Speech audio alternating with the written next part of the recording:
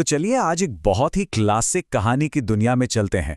एक ऐसी कहानी जो हमें सिखाती है कि भाई तकदीर तकदीर कैसे एक पल में बदल सकती है। कहानी का नाम है तकदीर वाला लक्कड़हारा। देखिए, ये सिर्फ एक कहानी नहीं है, ये तो एक आईना है। एक ऐसे सफर का जहां अन्याय है, धोखा है और फिर एक बिल्कुल साधारण से इंसान की असाधारण तकदीर है।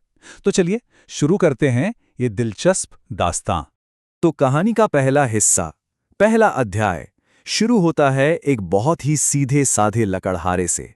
और उसकी जिंदगी में एक बहुत बड़ा अन्याय होने वाला है।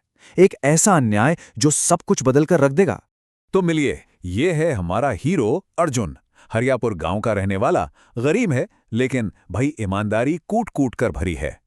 अभी अभी उसने अपने माँ बाप दोनों को खोया है और सोचिए, वो इस गम से बाहर निकल भी नहीं पाया था कि उस पर एक और मुसीबत का पहाड़ टूट पड़ता है। और ये मुसीबत कौन लेकर आता है? गांव का बेईमान महाजन।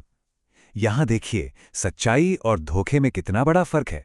गांव के मुखिया ने भी कहा कि अरे, अर्जुन के पिता ने तो सिर्फ 5 सोने के सिक्के उधार लिए थे, लेकिन वो महाजन वो ब्याज का बहाना करके सीधे 50 सोने के सिक्के मांग रहा है। 50 मतलब एक ऐसी रकम जो अर्जुन बेचारा कभी चुका ही नहीं सकता। अब महाजन ने अर्जुन को एक बहुत ही, कह सकते हैं, क्रूर अल्टीमेटम दे दिया। बोला 10 दिन है तुम्हारे पास, 50 सोने के सिक्के ले आओ, नहीं तो अपने पुरखों का घर खाली कर दो। अब बेचारा अर्जुन क्या करता, उसे मजबूरन अपना घर छोड़कर गांव से जाना ही पड़ा। लेकिन जाते जाते अर्जुन एक कसम खाता है, कसम न्याय की, कसम बदले की। और यही वो कसम है, यही वो संकल्प है जो इस कहानी को आगे बढ़ाएगा और हमें दिखाएगा कि तकदीर का पहिया कैसे घूमता है। तो अब गांव से निकलकर अर्जुन एक नई, बिल्कुल अनजानी दुनिया में पहुंच जाता है। और यहीं से शुरू होता है कहानी का दूसरा पड़ाव, जंगल में छुपा एक गहरा राज। अब अर्जुन का घर क्या था? जंगल ही उसका घर बन गया था। सब कुछ तो लुट चुका था। एक दिन बेचारा प्यासा पानी ढूंढते ढूंढते एक तालाब के पास पहुंचा और वहां उसने जो देखा वो हैरान रह गया। एक राजकुमारी की पत्थर की मूर्ति, और वो मूर्ति इतनी असली लग रही थी कि लगा बस अभी बोल पड़ेगी।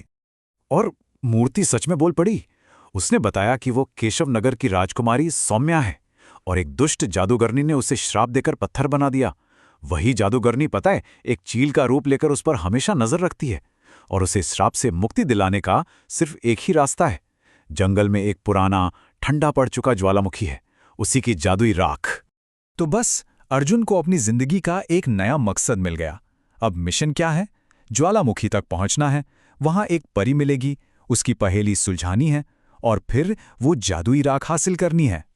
लेकिन एक खतरा भी है। वो जादूगरनी जो चील के रूप में है, वो उससे रोकने की पूरी कोशिश करेगी। तो अब अर्जुन के सामने एक बहुत बड़ी परीक्षा है।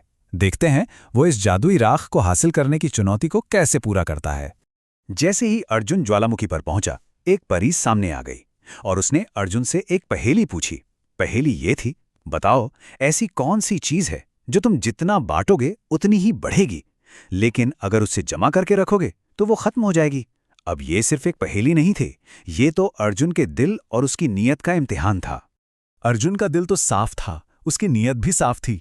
उसने फौरन जवाब दिया, ज्ञान। बिल्कुल, ज्ञान ही तो है जिससे बांटो तो रोशनी फैलाता है और अगर जमा कर लो तो अहंकार बनकर खुद ही को खत्म कर देता है।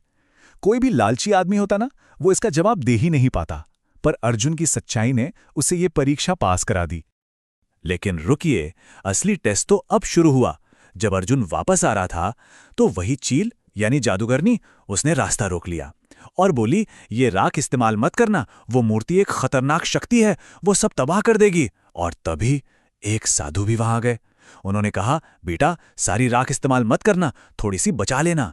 अब अर्जुन फंस गया, एक तरफ चील, दूसरी तरफ साधु, किसकी बात माने किसकी ना माने।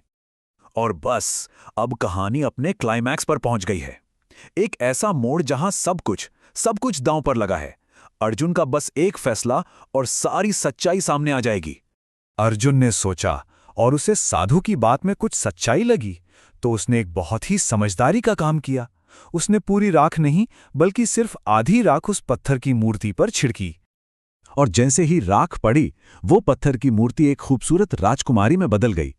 लेकिन आजाद होते ही उसके मुंह से जो निकला उसे सुनकर अर्जुन चौंक गया। उसने गुस्से में कहा, अब मैं उस चील को जलाकर राख कर दूंगी। बस यहीं अर्जुन का दिमाग ठनका।